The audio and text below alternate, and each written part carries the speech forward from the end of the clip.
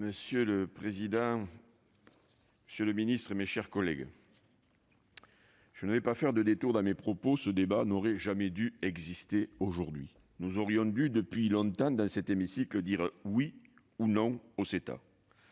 Cela est prévu depuis 2016. Le CETA étant dit mixte, il requiert l'unanimité et doit, par conséquent, être ratifié par le Parlement de chacun des États membres de l'Union européenne. Or, il n'y a eu qu'un seul vote, à l'Assemblée nationale en juillet 2019. Ça a été rappelé, un vote par 266 voix pour, 213 contre et 74 abstentions. Et pendant ce temps, depuis septembre 2017, un CETA provisoire a été mis en place car il s'agissait d'une exigence du Canada de ne pas attendre la validation des parlements nationaux. Oui, mais le provisoire n'est pas censé durer des années. De qui se moque-t-on? C'est nier le Sénat, c'est nier le bicamérisme, c'est nier notre démocratie. Contrairement à ce que nous a assuré le Premier ministre hier dans cette tribune, dans sa déclaration. Pourquoi la Haute Assemblée est-elle ainsi privée de vote? Qu'est-ce qui bloque? C'est pourquoi je remercie très sincèrement notre collègue Fabien Gay de placer cette situation grotesque sous les projecteurs. Sa proposition de résolution invite le gouvernement à envisager la poursuite de la procédure de ratification du CETA.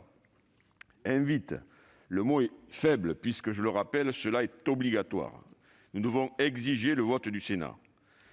En effet, les conclusions nuancées de la commission Schubert, mise en place en 2017 pour évaluer les enjeux environnementaux et sanitaires du CETA, avaient conduit le gouvernement à élaborer la même année un plan d'action pour sa mise en œuvre. Il proposait notamment des engagements ambitieux sur le rôle du Parlement. C'est sans doute oublié. Les enjeux ne sont pas anodins. Le CETA, un document de plus de 2000 pages, comprend des mesures d'accès réciproque des parties à leur marché. Au-delà de la baisse ou de la levée des droits de douane, il est question de la réduction des obstacles non tarifaires, de l'assouplissement de l'accès aux marchés publics ou encore d'harmonisation des règles en matière de propriété intellectuelle. Depuis 2017, les accords de libre-échange dits de nouvelle génération ne se limitent pas à des dispositions de nature commerciale relevant exclusivement de la compétence de l'Union européenne. Ces accords intègrent également de nombreuses clauses portant notamment sur l'investissement, la coopération réglementaire ou le développement durable. Certaines de ces clauses relevant de la compétence des États membres. Autre problème soulevé par cette absence de ratification, l'accord de partenariat stratégique, l'APS, n'est lui non plus pas toujours promulgué par le Canada, bien qu'il ait été approuvé en 2017 par le Parlement européen, en même temps que le CETA. Le gouvernement canadien attend la fin de la procédure de ratification des États membres de l'Union européenne. On parle peu de cet accord qui n'a pas cristallisé l'opposition en 2016. Pourtant, il est majeur car il rassemble le volet politique. Il aborde les valeurs partagées, par exemple les questions de développement durable, la bonne gouvernance fiscale et le rôle de l'OCM. La proposition de résolution de notre collègue Fabien Gay est donc aujourd'hui primordiale. Elle vise à demander l'inscription à l'ordre du jour du Sénat du projet de loi de ratification du CETA.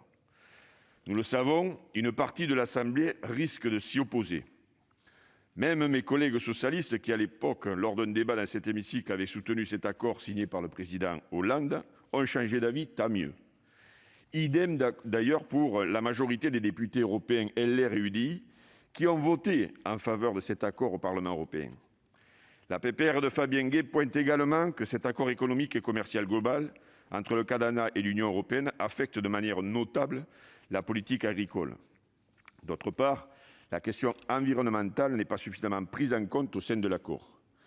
La Convention citoyenne pour le climat a d'ailleurs demandé au gouvernement de dénoncer l'application provisoire du texte de libre-échange tant que l'accord de Paris n'y serait pas intégré alors qu'il figure au sein de l'APS. Cet accord relève des incohérences dont il nous faut débattre. Nous devons nous exprimer sur ce sujet, poser des questions qui fâchent. Par exemple, son impact réel sur notre agriculture. Si les chiffres fournis témoignent d'une hausse des exportations européennes globales vers le Canada et les États-Unis de 15% en 2018, nous devons objectiver ces données en 2021, plus particulièrement pour l'agriculture, qui souvent paye le prix cher dans ces accords internationaux. Et n'oublions pas, chers collègues, que se dessine le Mercosur, sur le même modèle du CETA. La gouvernance de l'Union européenne montre bien ses limites politiques. La Commission décide, les accords sont appliqués et les parlements des États membres ratifient plus tard ou pas. Nos agriculteurs sont toujours les sacrifiés sur le banc d'accords internationaux qui bénéficient certes à d'autres secteurs français. Il est donc de notre devoir moral d'imposer ce débat au Sénat.